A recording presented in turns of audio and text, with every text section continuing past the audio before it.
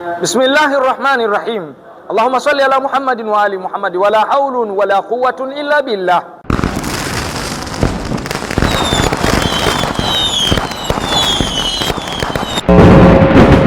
Assalamu alaykum wa rahmatullahi wa barakatuh. Bismillahirrahmanirrahim. Alhamdulillahi rabbil alamin. Wa sallallahu wa sallam ala nabiyyina Muhammadin wa alihi wa sahbihi ajma'in. Amma ba'd. Baada ya kumhimidi Allah subhanahu wa ta'ala na kumsalia pamoja na kumsalimu mtume wetu Muhammadin sallallahu alayhi wasallam, ikhwata al-iman, jana niliahidi kwamba leo biidhnillahi al-karim katika majlisi ya tatu itakuwa ni kutoa majawabu dhidi ya shubuhati ambazo amezileta Mshia Hussein katika vitabu vya ahli sunnati wal jamaa, lakini haitakuwa hivyo na imebadilisha kwa sababu Mshia huyu jana amejitokeza akatoa majawabu fulani. Kwa hiyo leo biidhnillahi ta'ala itakuwa ni majawabu dhidi ya majawabu yake ambayo ameyatoa Mshia Hussein. Mtakumbuka kwamba katika majlisi ya kwanza kabisa nilieleza kwamba nimefungua mjadala rasmi na yeye katika mada hii ya kuwaingilia wanawake kinyume na maumbile. Kama yuko tayari basi na ajitokeze tufanye mjadala katika hili ili kuthibitisha kwa ushahidi usiokuwa na shaka kwamba wao Mashia ndio wanaohalalisha jambo la kuwaingilia wanawake kinyume na maumbile. Kwa wao ni sheria. Nilizungumza hivi katika majlisi ya kwanza. Sasa nilitaraji kwamba huyu kijana katika majawabu yake atakapokuja ataafikiana na atakubali matakwa yangu haya, tuingie katika mjadala mimi na yeye. Lakini cha ajabu ni kwamba jana amezungumza na katika mazungumzo yake akaonesha wazi kwamba hawezi kufanya mjadala. Yani kwa kifupi ni kwamba ameogopa kuingia katika mjadala huu, na hilo ni kwa sababu anajua 100% kwa 100% kwamba hawezi kufanya mjadala na akafanikiwa, bali kitakachotokea itakuwa ni kuvua nguo ushia. Ndio maana ametoa maelezo yanayoashiria kwamba ameukimbia mjadala huu na ameogopa kuingia katika mjadala. Nasema ameogopa kuingia katika mjadala kwa nini? Kwa sababu ametoa masharti ambayo yanaonesha wazi kwamba anatafuta njia za kuukimbia mjadala, kwa sababu ametoa masharti ya kijinga na masharti ya ajabu yanayoonesha kwamba huyu hayuko tayari kufanya mjadala. Ndio maana ninasema kwamba amekimbia mjadala na ameogopa kuingia kwenye mjadala. Ukiangalia masharti ambayo ameyataja na ukiyasikiliza, ndipo utakapogundua kwamba huyu kijana ameogopa kuingia kwenye mjadala. Kama angekuwa yuko tayari, jambo la kwanza kabisa angekubaliana na mimi katika mjadala, na baada ya hapo sasa tukawekeana masharti ambayo si ya kuonesha kukimbia mjadala, ama masharti ambayo yanawezekana, lakini hakufanya hivyo. Sasa sikilizeni masharti yake. Sharti la kwanza, Mshia Hussein anasema, lakini nitaka nitoe masharti ya huu mjadala. Sharti la kwanza la mjadala, ihtarimu khasmaka, mheshimu mpinzani wako. Kama unachagua kuradi tu, sio kufungua mjadala, radi, na mimi nitakuwa nina khiari kukuradi au kukuacha. Lakini kama tumekubaliana ni mjadala, basi mheshimu mpinzani wako. Usifiche sura yangu. Amna asaqifa, mmekuwa mpaka mnaogopa sura yangu. Yani mmefikia uoga mpaka sura yangu ikitokea kwenye kamera zenu mnaogopa mpaka unaificha. Kwa nini unaificha? Kwa hiyo dhihirisha sura tuione. Hili ni sharti la kwanza ambalo amelitaja, kwa maana ya kwamba yani eti anaona kwamba hawezi kuingia kwenye mjadala eti kwa sababu kwenye mabango yetu pale tukiweka picha yake na kuziba sura yake, hawezi kuingia kwenye mjadala mpaka lisiweko hilo. Sasa je, haya si masharti ya kijinga haya? Ni kweli hili ni sharti ambalo linaingia akilini limfanye mtu ashindwe kuingia kwenye mjadala? Jawabu hapana. Kwa hiyo ni sharti la kijinga ambalo ameliweka ili yapate njia ya kukimbia mjadala. Sharti la pili akasema, pili, sifanye mjadala na picha. Idhhar kama yadhharu rijal, dhiri kama wanavyodhiri wanaume. Unazungumza tunakuona, na najua kinachokufanya usidhiri sio kwamba wewe uko kwenye maslaki ya kwamba ni haramu, kwa sababu nina ushahidi wa video yako hii hapa. Sijui kama ni wewe au umeweka picha, lakini maana yake kwani sio haramu na ndio maana umeweka. Pili, nina ushahidi wa video nyingine hii hapa, hizi picha zote na nyingine nyingi tu, kwamba umeweza kutoa picha kama ni yako au ni ya mtu mwingine. Kwa hiyo dhihiri kama wanavyodhihiri wanaume, wa ila sijadiliani na mwanamke anazungumza nyuma ya hijabu. Hilo ni sharti la pili bwana. Ndio maana nimekuambieni kwamba huyu bwana ameshaukimbia mjadala huu, hawezi. Ndio maana ameweka masharti ya kijinga. Ameona kwamba akisema waziwazi kwamba mimi siwezi kufanya mjadala, nitashindwa mjadala huu, naogopa kuingia, itakuwa ni aibu kwa wafuasi wake. Kwa hapa ametumia njia tu za kufanya huu mjadala ushindikane. Tumeelewana? Subhanallah. Tena ananitukana, anasema mimi ni mwanamke. Yani eti kwa kitendo cha kuwa nazungumza hali ya kuwa sura yangu haionekani, mimi ni mwanamke. Haya ni matusi ya rejareja. Wala haula wala quwwata illa billah. Na wala si maneno ya sawasawa, na wala hili si sharti ambalo linazingatiwa. Ni sharti la kijinga kabisa hili, kuonesha kwamba ni kijana ambaye hayuko tayari kufanya mjadala, anakimbia bwana. Kwani zamani kabla ya kuweko hizi moving camera,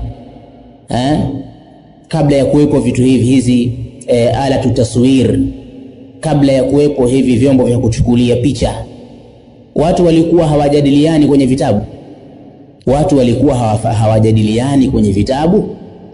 Jawabu, watu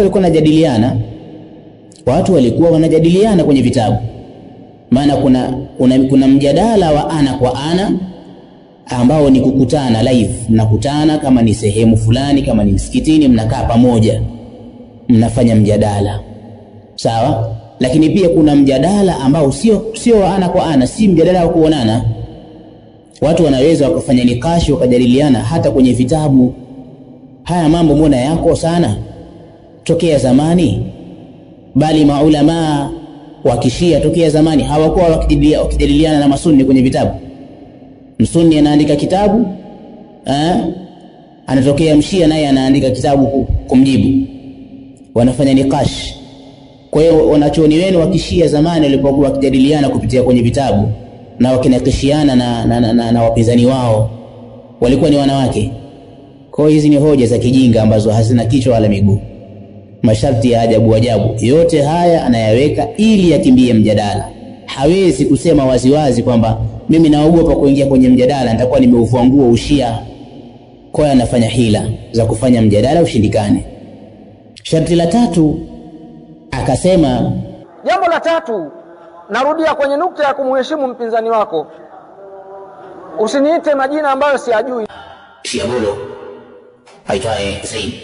Golo ni golo, labda ni gololi au mpira. Kwa hiyo ni jina silijui. Na hili amelisema kwa sababu nilimuita Shiagolo.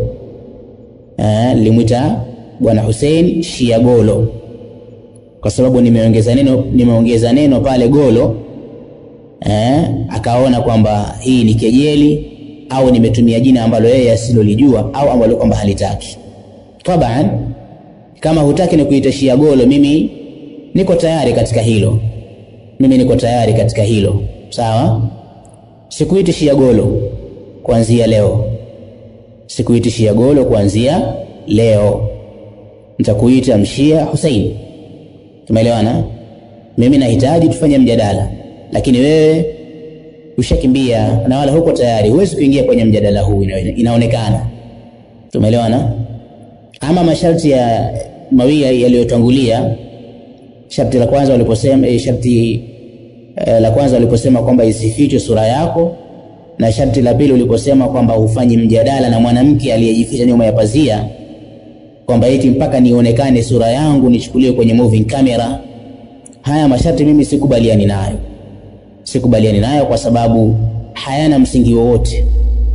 Ujumbe wangu unakufikia, hoja zangu zinakufikia hata kama hunioni sura yangu. Tumeelewana? Kwa hiyo kutokuona sura yangu ndio sababu ya kwamba wewe huwezi kujibu hoja zangu? Jawabu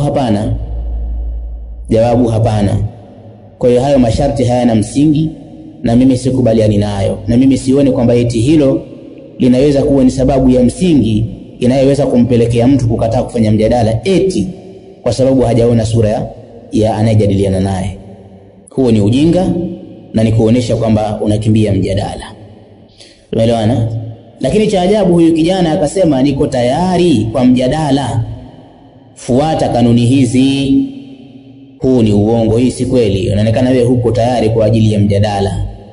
Haya ni maneno tu. Kwa masharti uliyoyatanguliza nyuma, kutuambia kwamba uko tayari kwa ajili ya mjadala si kweli. Watu unawadanganya watu, labda unawadanganya watu wajinga wasiojua. Dhahiri ya hali yako, lisanu halik, lugha ya hali yako inaonekana wazi kwamba huko tayari kufanya mjadala, unaogopa. Na ndio maana ukasema hivi. Lakini nilikuwa nisimjibu kabisa huyu bwana kabisa, sababu siwezi kumjibu mtu, simradi mtu ambaye ni mwanamke anayezungumza nyuma ya pazia. Sisi tunaradi wanaume wanaodhihiri kama wanaume. Lakini wafuasi wangu wakanishinikiza, Shekhe, tunakuomba mjibu japo mara moja. Na mimi naziona tu kama ni ngumi, naona uso kabisa uko uchi huu hapa, napiga tu ninapotaka. Kwa hiyo wafuasi wangu wananiambia, Shehe, mjibu japo kidogo ili na sisi tuenjoy.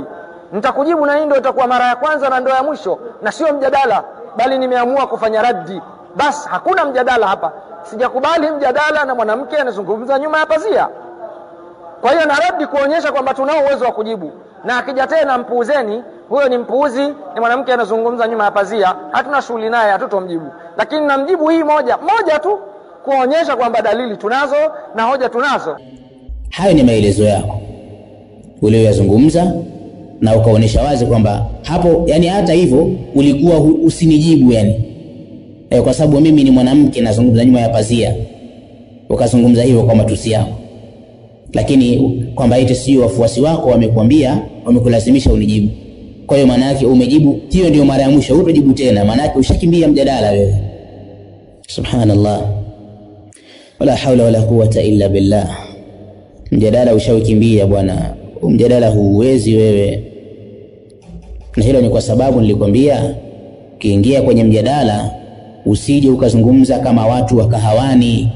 Njoo tujadili kwa mujibu wa misingi ya kielimu, si kurusha maneno. Mimi nitajadiliana na wewe kwa mujibu wa misingi yenu ya kishia. Tumeelewana? Ili tukuoneshe na kuwaonesha watu kwamba ninyi ndio mnaohalalisha suala la kuwaingilia wanawake kinyume na maumbile, sio ahlus sunnati wal jamaa. Sasa kijana huyu bwana alipokuwa sasa ananijibu, alipoanza kunijibu katika maelezo yangu niliyoyatoa, akajitutumua kujionesha kwamba ana maarifa, ana elimu, ana uwezo wa kutujibu sisi masalafi, na akafanya taklif, yani akajikalifisha kunitafutia makosa kwa kuchungulia kwenye tundu la sindano. Maana mtu anayekuchukia na mtu mtu anayekuchukia atakutafutia makosa japo kwa kuchungulia kwenye tundu ya sindano, akiona kwa mbali kabisa kitu fulani hivi, wala hata si kosa, ameona mawenge tu, basi atalikuuza aseme kosa lile. Kwa hiyo kijana huyu amefanya taklifu, yani amejilazimisha na kujikalifisha, na hii yote ni ili awaoneshe wafuasi wake kwamba yeye ana elimu. Amejibu, si mnaona nimemkosoa bwana. Kwa akaanza kuonesha kwamba eti ananikosoa mimi mahali ambapo hakuna makosa wala hata si makosa. Yeye tu ndo ameyatunga hayo makosa kwenye kichwa chake na kwenye akili yake ili awaoneshe wafuasi wake kwamba amenijibu. Sasa mimi nitamuonesha kwamba hayo aliyodai kuwa ni makosa sio makosa, ni mambo tu ameyatunga na kuyabuni kwenye akili yake ili tu awafurahishe wafuasi wake wale wajinga wasiojua. Lakini na imani wale wasomi katika wao, katika wafuasi wake na mashehe zake, wamemwona kuwa ni mpuuzi tu, wala hakuna makosa. Bali badala yake mimi nitaonesha kwamba yeye ndiye ana makosa, yeye ndiye ambaye kwamba hajui Kiarabu. Nitamuonesha insha Allahu Taala. Kosa la kwanza ambalo wamedai kwamba mimi nimekosea, anasema kitu cha kwanza, kasome kwanza, ujui lugha. Unaposoma riwaya tafsiri vizuri, msikilize maneno yake sehemu ya kwanza ambayo anatafsiri uongo na makosa kwa kukosa elimu, na akayanukuu maneno ambayo niliyoyasema mimi wakati ninaitafsiri riwaya ambayo ni riwaya yao iliyo kwenye kitabu chao. Aliponinukuu mimi, nilipoisoma hiyo riwaya kwa Kiarabu nikaitafsiri, akasema sema uongo ayuhal muhtajiba, wewe unajificha nyuma ya pazia, umesema uongo. Hiya lu'ubatuka, sio airudi kwa mwanamke, anaambiwa kwamba hiyo ni michezo yako, ni raha zako wewe. Fala tuudhiha, kwa nini umuudhi yeye? Usimuudhi. Yani wewe ndio unataka starehe hiyo ni michezo yako, usimuudhi. Hayo yakawa ndiyo maelezo yake. Ameyasema haya pale tulipoisoma riwaya kwenye kitabu chao. Imamu wao ambaye maneno yake ni sheria kwao katika dini yao, ameulizwa an itiyani nisai fi ajazihinna, kuhusu kuwaendea wanawake kinyume na maumbile katika tupu zao za nyuma. Sawa? Imamu akasema hiya lu'ubatuka. Mimi nilipolisema hili neno nikasema tafsiri yake hiya lu'ubatuka, maana yake huyo mwanamke ni mchezo wako, ni kitu chako cha kuchezea. Eti akaja kunikosoa kwamba amekosea, eti hujui lugha wewe, kwamba sijui lugha kwa sababu nimetafsiri hivyo. Subhanallah.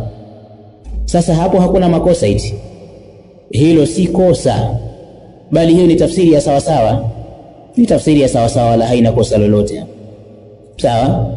Na ushahidi wa kwamba hakuna makosa hapo, yeye mwenyewe huyu bwana Husaini ameniunga mkono kwenye tafsiri hiyo. Ameniunga mkono kwenye tafsiri hiyo bila yeye kujua. Ametangulia kunikosoa kwamba nimekosea, alafu baada ya dakika chache katika maelezo yake mbele tu akaja akaniunga mkono kwenye tafsiri hiyo. Ndio muone kwamba amejikalifisha na kujilazimisha kunitungia makosa ili tu awafurahishe hao wafuasi wake. Ameniunga mkono kivipi kwenye tafsiri hiyo? Ameniunga mkono pale alipomalizia kuisoma hiyo riwaya kwenye neno ambalo limekuja mbele. Imamu wao ameulizwa kuhusu kuwaendea wanawake katika tupu zao za nyuma. Imamu akasema hiya lu'ubatuka. Tumeelewana? Yeye anasema kwamba eti tafsiri ya sawa sawa ilitakiwa niseme kwamba hiyo ni michezo yako. Anaambiwa kwamba hiyo ni michezo yako, ni raha zako wewe. Hiyo ni michezo yako. Sasa hiyo michezo ni nini? Yani hiyo ambayo ni michezo yake, hiyo ni nini hiyo? Bwana Husaini, ukisema kwamba hiya lu'ubatuka, hiyo ni michezo yako, hiyo dhamiri hapo, hiyo ni nini? Hiyo michezo ni nini? Ni kitu gani hiyo michezo ambayo ni michezo yake? Bila shaka utakuwa wewe umetoa tafsiri ambayo haieleweki basi. Lakini umeniunga mkono kwenye neno la mbele kwamba imamu alisema fala tuudhiha, kwa nini umuudhi yeye? Usimuudhi. Fala tuudhiha, fala tuudhiha. Wewe ulipolisoma hili neno umetafsiri ukasema usimuudhi, usimuudhi. Sasa swali linakuja, fala tuudhiha, hiyo ha inarudi kwa nani? Hiyo ha inarudi kwa nani? Kwa mujibu wa tafsiri yako uliyoitaka wewe kwamba hiyo ni michezo yako, ulitakiwa useme fala tuudhiha. Ulitakiwa usiseme kwamba usimuudhi, kwa sababu tayari utakuwa umeashiria kwamba ni mwanamke huyo. Ulitakiwa useme fala tuudhiha, usiudhi hiyo michezo. Sababu tutakuuliza hiyo ha ya mwisho hapo, hii dhamiri inarejea wapi? Niambie, mwanamke kataja wapi hapa nyuma? Wapi? Na inafahamika katika kanuni za lugha ya Kiarabu kwamba ad-dhamiru yaudu ila aqrabi madhkurin, dhamiri huwa inarejea kwa kile kilichotajwa karibu. Haya, huyo mwanamke kataja wapi hapo? Sasa ulipo tafsiri ukasema fala tuudhiha, ukasema usimuudhi huyo mwanamke, tayari umeniunga mkono tafsiri niliyoitoa mimi kwamba hiya lu'ubatuka, huyo mwanamke ni mchezo wako wa kuchezea unavyotaka wewe. Fala tuudhiha, usimuudhi, kama ulivyotafsiri. Kwa hiyo tafsiri yako hiyo imeunga mkono moja kwa moja tafsiri ambayo nimeitoa mimi. Hii ni kuonesha kwamba ulijikalifisha na kujilazimisha kunitungia makosa ili tu kuwafurahisha wafuasi wako, lakini hapo hakuna makosa. Hapo hakuna makosa. Wa illa wewe ndiyo mwenye makosa. Itakuwa kwenye hiyo tafsiri yako ile hiya lu'ubatuka, hiyo ni michezo yako, bila shaka itakuwa hiyo tafsiri ndio ya kimakosa kwako. Kwa sababu ukisema hivyo alafu mbele unakuja kutafsiri ukasema fala tuudhiha, usimuudhi. Sasa hiyo ha inarudi kwa nani? Hiyo ha itarudi kwenye kilichotajwa hapa nyuma. Kitu gani sasa? Kilichotajwa nyuma kwa mujibu wa tafsiri yako wewe maana yake ni michezo. Maana yake fala tuudhiha ulitakiwa useme usiudhi hiyo michezo. Inaingiaje akilini sasa kwamba usiudhi hiyo michezo? Michezo inaudhiwa. Ulipo tafsiri kwamba fala tuudhiha, usimuudhi huyo mwanamke, tayari moja kwa moja umeniunga mkono mimi tafsiri niliyoitoa. Na ndio maana hata ukisoma kwa tafsiri ambayo nimeitaja itakuwa ndio inaendana na sawa sawa na tafsiri uliyomaliza nayo. Hiya lu'ubatuka, huyo mwanamke ni mchezo wako, ni kitu chako cha kuchezea. Fala tuudhiha, usimuudhi. Kwa hiyo hapo bwana, hapo hakuna makosa, umechucha. Bali wewe sasa ndiye mwenye makosa. Wewe ndiye usiyejua Kiarabu. Wewe ndiye usiyejua Kiarabu. Hebu sikiliza ulivyolisoma hili neno. Umesoma hivi fala tuudhiha, fala tuudhiha, fala tuudhiha, fala tuudhiha. Haya ndiyo makosa sasa. Kumbe wewe unaonekana ndio Kiarabu hujui, tena kwenye maneno ya Kiarabu unaonekana hujui wewe. Sasa ni Kiarabu gani hicho? Fala tuudhiha. Kwani wewe hujui kwamba hiyo la fala, hiyo la hujui kama ni la nahia? Hujui kama ni la ya nahia, hiyo la ya kukataza? Sasa kama ni la nahia, la nahia, kama ni la nahia, unasemaje fala tuudhiha? Fala tuudhiha, hali ya kuwa kitendo ni adha, yuudhi, tuudhi. Kitendo hiki kinakuwa na nini? Tuudhi kinakuwa na ya mwisho, harfu li'illa ambao ni ya. Sasa je, hujui kwamba la nahia inafanya kazi ya kujazimisha fi'lu mudhari'? Hujui Subhanallah. Kama hujui basi wewe ndio hujui lugha ya Kiarabu. Kama ungekuwa unajua usingesema fala tuudhiha.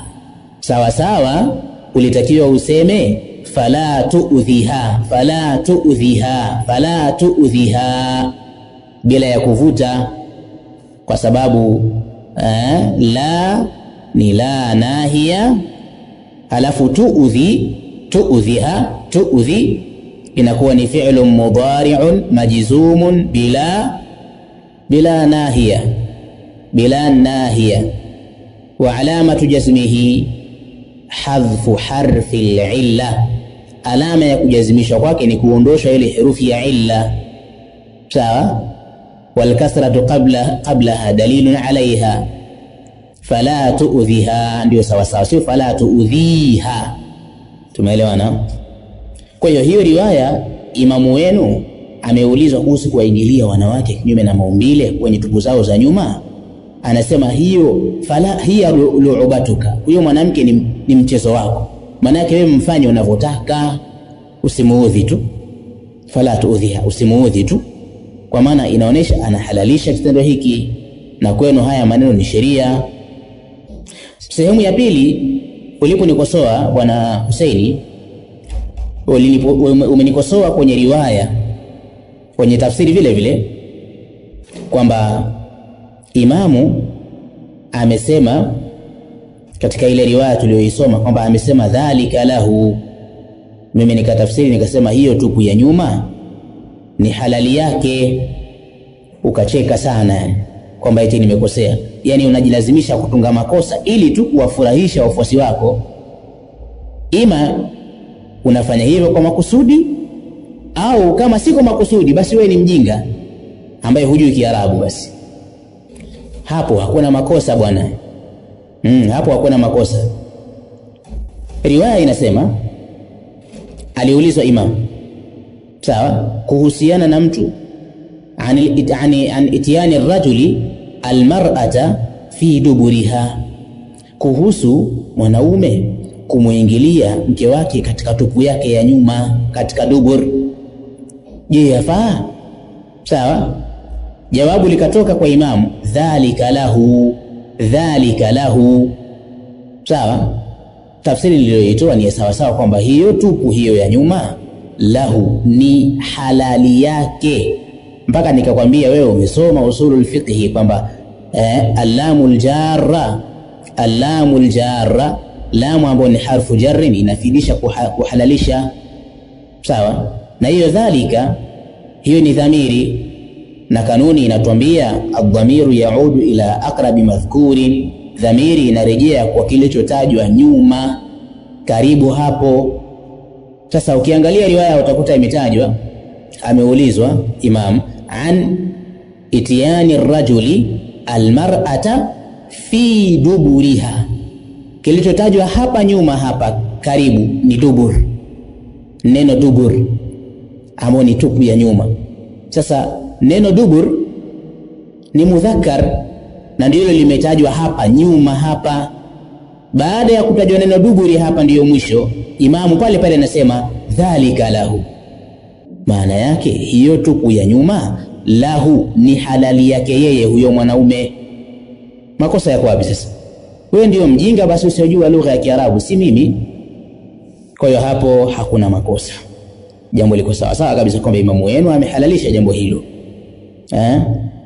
Wewe ndiye usiyejua Kiarabu, wewe ndiye usiyejua Kiarabu. Hebu tizama, sikiliza, ulipokitaja kitabu chenu Furu'ul Kafi ulisema hivi: Furu'ul Kafi, Furu'ul Kafi ta'rif thiqat al-islami Abi Ja'fari Muhammad ibn Ya'qub al-Kulaini. Sasa wewe unajifanya unajua Kiarabu, kumbe wewe ndio hujui Kiarabu. Basi wewe ndio usijua Kiarabu.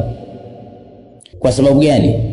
Kwa sababu neno Yaquba, hili neno hili halisomwi hivyo ulivyosoma wewe, kwamba ibni Yaqubi, ibni Yaqubi.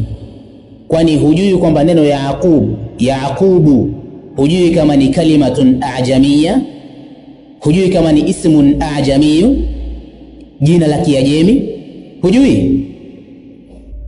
Basi kumbe wewe ni jahil. Basi wewe ndio jahil usijua lugha ya Kiarabu. Wanaofahamu Kiarabu wanafahamu kwamba Yaqubu ni ismun a'jamiyyu, ni jina la Kiajemi. Sasa hapa Yaquba, neno Yaqubu hapa kwenye kitabu cha Furu'ul Kafi, hapa lilipo ni nini? Hapa lilipo ni mudhafun ilayhi.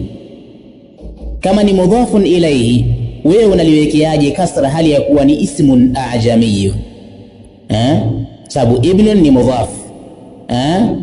Haya, jina ambalo kwamba ni mudhafun ilayhi likiwa ni ismun a'jamiyun, jina la Kiajemi ambalo hukumu yake ilikuwa ni kujurishwa.